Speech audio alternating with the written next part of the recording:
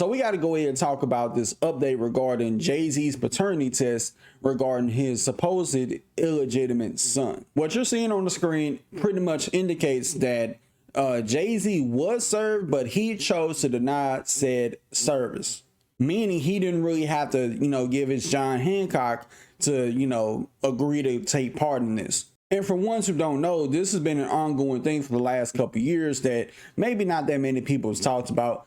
But this young man by the name of Ramir, he pretty much has been going around saying that Jay-Z's my dad, and he's been fighting this case for the last couple of years to try to prove that he is Jay-Z's son. Considering the irony that I'm making this video on Father's Day of all days covering this, I do think Jay-Z is well within his right to say that's not my kid.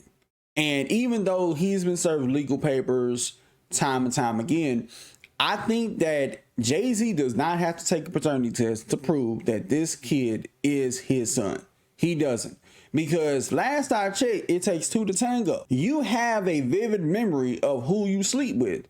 Now, it'd be one thing if you sleep with somebody and many years later, either the kid or the mother of the child is saying, hey, I think we had a kid together and y'all did have sex, and okay, the paternity test would be warranted. If y'all did not have sex and somebody's trying to come to you saying that I'm your son, or I literally have a kid by you now, then I think, and for a fact you didn't sleep with them, then you're going to be wondering how they got pregnant. Was it the stork or somebody else?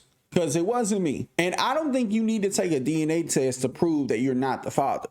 If you know you didn't sleep with a woman, you know she can get pregnant by kissing or holding hands or touching. Hell, especially if you never did none of those things, then why should you take a paternity test if you didn't do none of the things, plus you never had sex with a woman?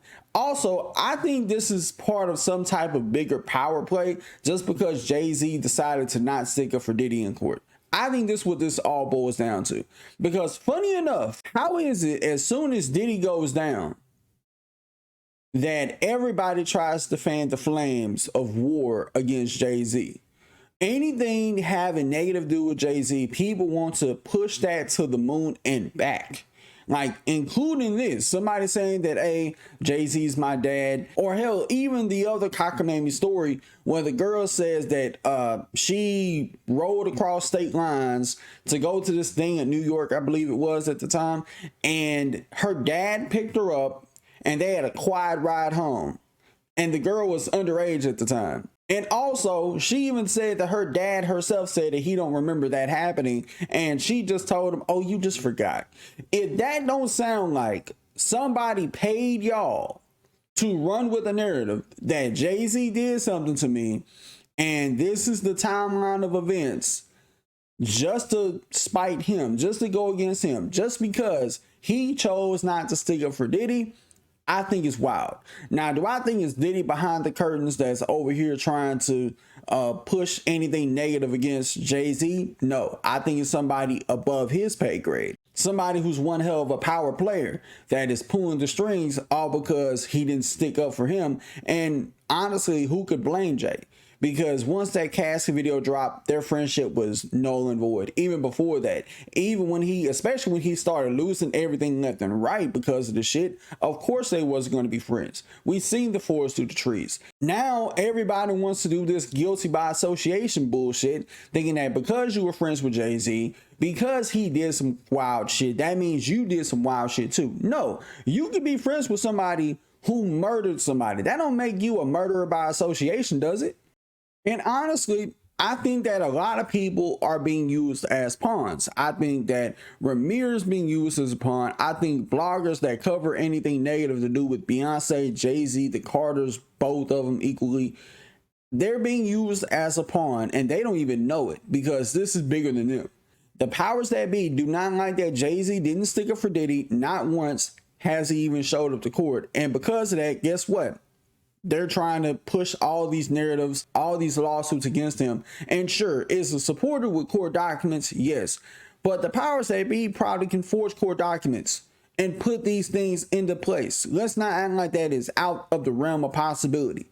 When you have unlimited power and resources and you make, let's say, I don't know, trillions or zillions of dollars, you could forge paperwork to make it seem like that these lawsuits are legit. Now, I'm not talking about the whole Desiree Perez, Roc Nation shit. That ain't got nothing to do with Jay-Z. I don't care what nobody says in that lawsuit.